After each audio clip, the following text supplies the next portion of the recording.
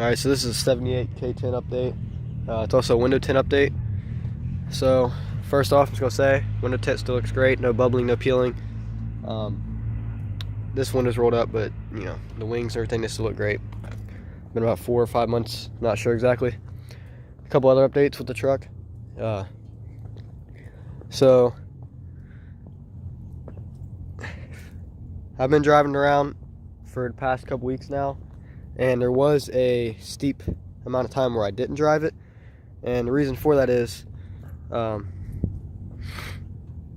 in November, that transmission and transfer case I put in, the transmission decided it wanted to go out because it was old and beat up, whatever, farmers dogged on it. So the planetary gear exploded, and just the internals of it were shot. It was so bad that I ended up having to get a donor transmission, so I paid $35 for another TH350. I got the TH350 and had my dad's buddy rebuild it for me. I gave him a $150 rebuild kit. He rebuilt it for no cost. Got it back in, got it on the road. This is a short bed, but for some reason, the wide angle lens on the Galaxy S10 is making it look like a long bed. So, anyway, since the last video, I put the light bar on. This was $50 on Amazon. The reason for that is I plan on taking it to West Virginia, and when we're riding on those old gravel roads, there's very few light, and plus at the cab and everything, there's no light down there, so it's just going to come in handy a lot. I will be using this, not a pavement princess type deal. There goes people in four-wheeler again, hiding through the woods up at the school.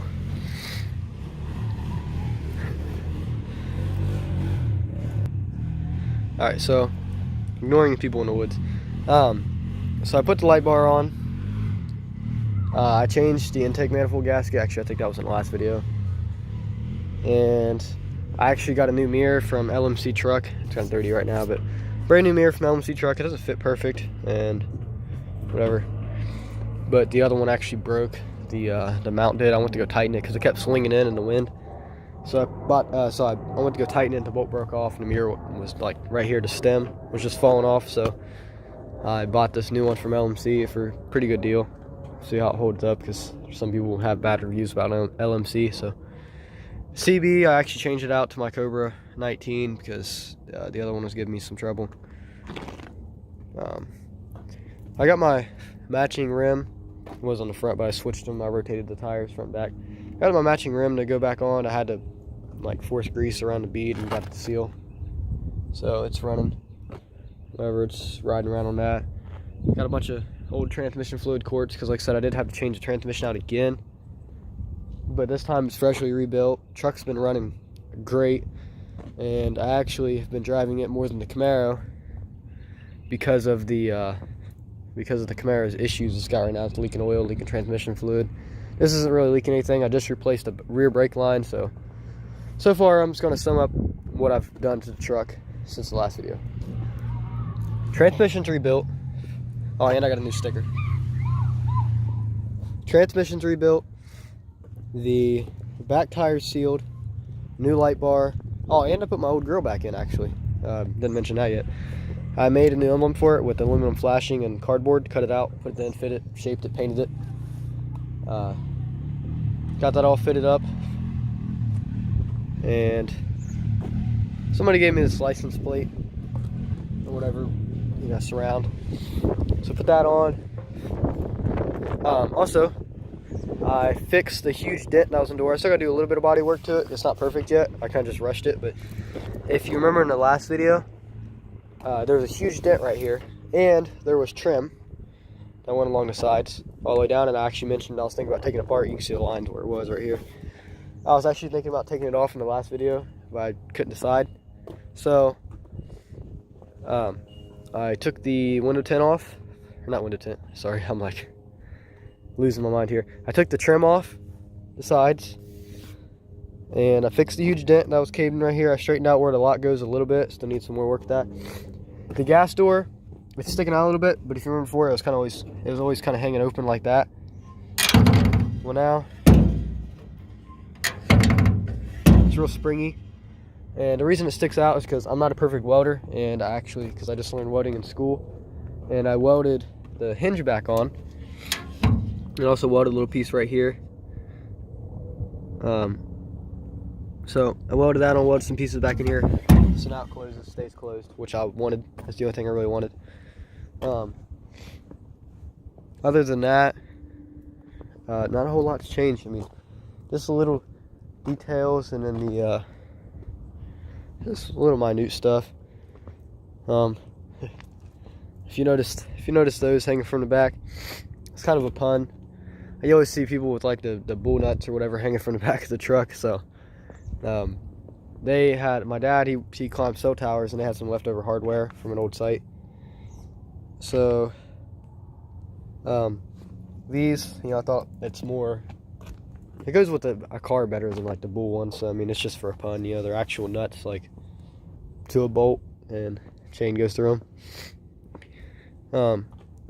Yeah, so brake line, remove the side trim, new mirror, new light bar,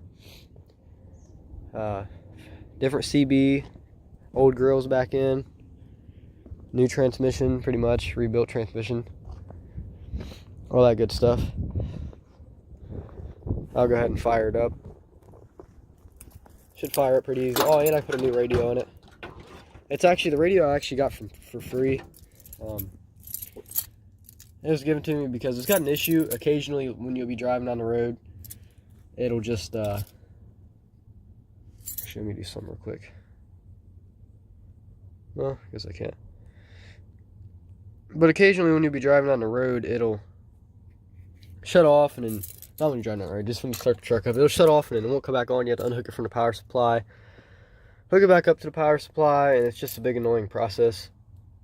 So I'll go ahead and show you that. Get my key in there.